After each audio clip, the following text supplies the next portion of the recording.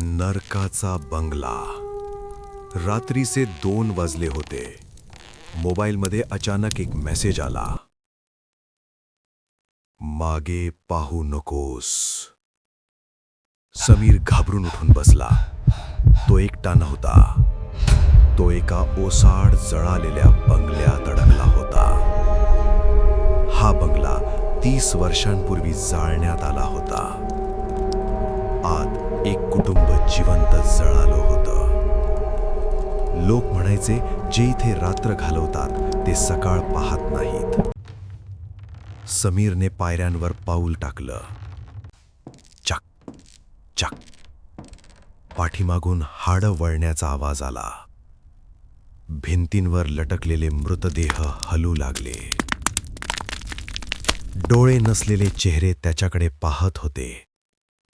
तेवढ्यात आरसा फुटला आणि त्यातून तुटलेल्या मानाने चालणारी बाई बाहेर आली.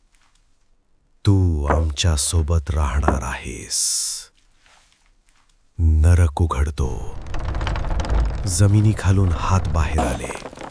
समीरचे पाय पकडले.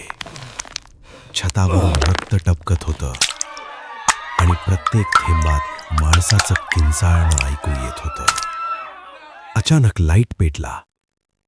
समोर स्वतः समीरचं प्रेत पडलेलं होतं आणि मागून आवाज आला, तू आधीच मेलेला आहेस.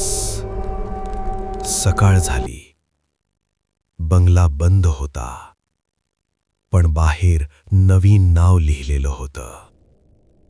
समीर आज रात्री सामील झाला. आणि आजही रात्री 2:13ला त्या बंगल्यातून मोबाईल मेसेज येतो.